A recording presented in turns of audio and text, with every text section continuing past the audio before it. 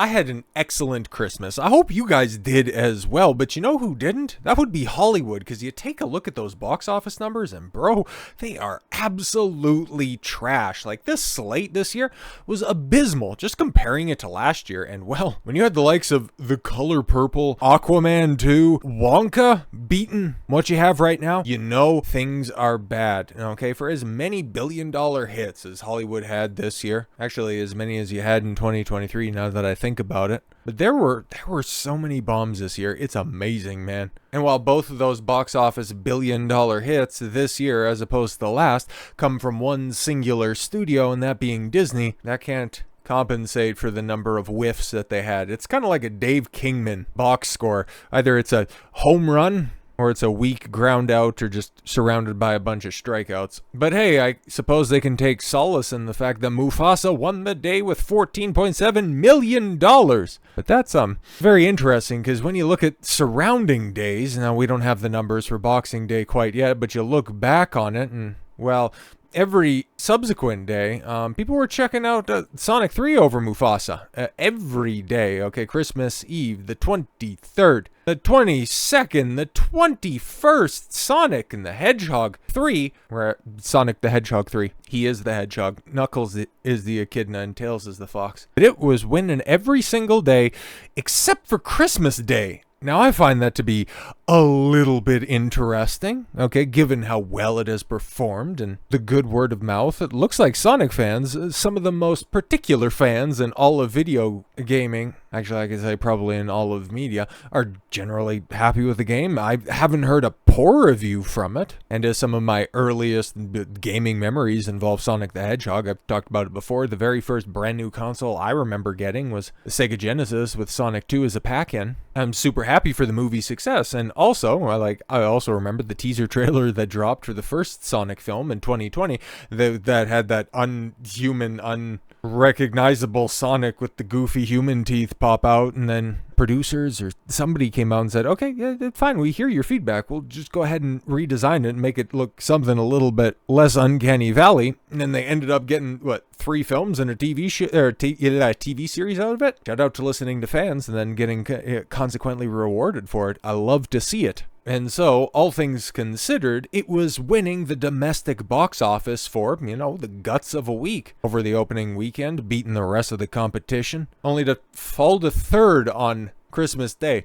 It'll be interesting to see what it does over this weekend. I would imagine it's probably going to end up taking back that first spot, but hey, you hear great things about Nosferatu, so that's quite encouraging. But we also talked about this as well, the other big film that's out there, Mufasa. Well, it tried to say that it was the #1 movie in the world. Well, that's an interesting claim that you can make, because, even going back and looking at the box office mojo numbers, you can see, $1.3 million internationally. What the hell is happening? Well, the film doesn't end up debuting until Boxing Day and Christmas Day in many different locations, okay? So you have to wait until the new year if you're over in Greece or Italy and the Philippines and Poland, okay? South Africa and Korea, you got to wait for a minute in order to get it. But yeah, Boxing Day, Christmas Day, the 27th in Bulgaria, we'll start to see that international number rise precipitously.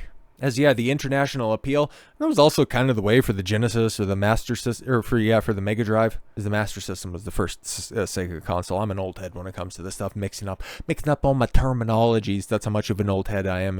Just misfiring synapses. Got to go to the old folks' gaming home at this point. But yeah, the international numbers, and I even think for the first couple of Sonic films, were on par or even surpassing the domestic numbers. So yeah, it's probably going to be very well received. And of course, given the North American response to it, I could imagine it doing extremely well, which makes Disney look awfully pathetic in comparison. Disney hit with X community note for declaring Mufasa the #1 movie in the world amid Sonic 3's domestic dominance. Yeah, when it's available to put up competition, Mufasa gets smoked. Okay, Disney is currently under fire on X after the company touted its latest film, Mufasa the Lion King, is #1 movie in the world. The #1 movie in the world is hilarious. I will take you on an epic adventure. Get tickets for Mufasa now playing in theaters, and there you can see, of course, where they had the legendary community note. Full context required here. The domestic box office, Sonic the Hedgehog 3 claimed the #1 spot on December 20th through the 22nd. However, the international box office, yes, Mufasa took first, and mainly because Sonic 3 hasn't opened in all or most, like one international market was the only place that it got released. Community members swiftly responded with accuracy, of course, and then that has led to, well, very interesting numbers. Right, because going back to the Christmas Day box office, I see that there's a couple of things here. Because you got Mufasa in 4,100 screens, right? Like it averaging $3,500 per screen. But then you go in previous days, and it's nowhere close. Like even on opening day, right? Like it wasn't pulling in those numbers. They got $3,200 opening day in fewer screens than Sonic did. Sonic pulling in, $6,700 per screen,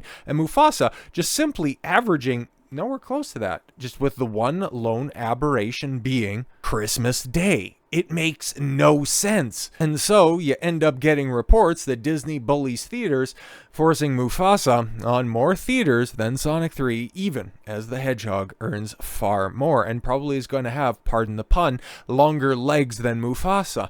As the holiday season unfolds, the cinematic landscape reveals a familiar pattern. Disney flexing its box office muscles by dominating theater allocations.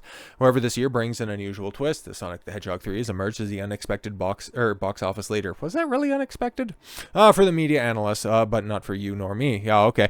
Despite being hindered by Disney theater allocation tactics, which this is something that they pulled time and time again. You don't put our shitty live action Lion King in theaters, you're not going to get access to Fantastic Four or something like that. I don't know. It's like, okay, cool. You don't want to give us, you want to redistribute screens away from Mufasa? Yeah, well, we're just going to go ahead and force more screens and more showings of Captain Black Falcon America Man in February. Don't make us do it. Disney's approach to the holiday release has long relied on securing the widest possible theater footprint. Strategy ensures that their films are accessible to the broadest audience, squeezing out competitors. Historically, this tactic has been highly effective. In 1999, Toy Story 2 dominated Thanksgiving weekend with a record-breaking release in 3,236 theaters. Wow, setting a precedent for Disney's future holiday campaigns. More recently, Moana 2 debuted with a staggering 4,200 theaters during Thanksgiving 2024. Yeah, Moana's still in the top 10. It doesn't look like it's going to hit $1 billion, but it's definitely going to get to that 800 million mark. I mean, there you go. Yeah, in 6th place on Christmas Day, and it end up getting 820 million. If they leave it in theaters long enough, because I don't know what's releasing in January, but I would imagine it's not going to be that great. So yeah, they leave it in there. Yeah, I could threaten 900 million. I don't see why that's off of the table. And given it still has yet to have a 6-digit day, I don't know why they wouldn't pull it. But it's also kind of funny to see, you got Wicked just not picking up any kind of steam internationally, and after that monster opening weekend, very little to go on after that. That's kind of crazy as well. But hey, look forward to Wicked 2 coming out in theaters. Don't care. Disney's control over theater allocations not only boosts revenue, but also limits the availability of screens for competing films, particularly during the lucrative holiday season, except for this year. Don't mind that. Despite Disney's dominance, Sonic the Hedgehog 3 has managed to outpace the competition at the box office, raking in more than $60 million its opening weekend and securing the top spot in North America. Yet its success is overshadowed by a significant limitation, the inability to expand its theater count, currently showing in 3,769 nice locations. Sonic the Hedgehog 3 faces a bottleneck caused by contractual obligations many theaters have with Disney for Mufasa the Lion King. While Sonic 3 has provided far more revenue per theaters, the total count of screens added for Sonic 3 in the first week to its second week is staggeringly 8. Yes, 8 additional screens in the entire nation. Yeah, that's wild, given its dominance throughout the week, and knowing that, well, it's going to be Nosferatu, and that's about it. And given, Christmas is still a family-centric holiday, you would want to prioritize family films, and what's the best performing one? Well, it's far and away Sonic 3. Like, Mufasa's not competition, but Disney can go, check the fine print. Despite, yes, being the second highest earner this season, Mufasa continues to occupy 4,100 locations, effectively stifling Sonic's ability to capitalize on the box office momentum. This scenario highlights the broader implications of Disney's theater saturation strategy.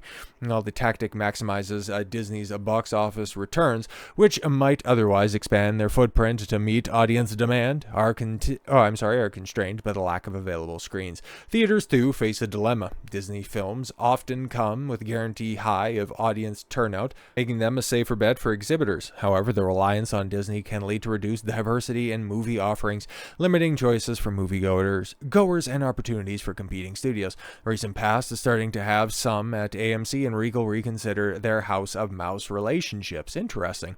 As Sonic the Hedgehog 3 continues to thrive against the odds, its success raises questions about the sustainability of Disney's dominance. Yeah, and that's, I would imagine, right? Because I used Mufasa, and several people have as well, use it as a bellwether in conjunction with Y2K, as to just go ahead and really foreshadow how poorly Snow White is going to do. And yeah, you take a look at all of the slop under the different houses that Disney is releasing in 2025. I mean, Captain Black, Falcon, America Man.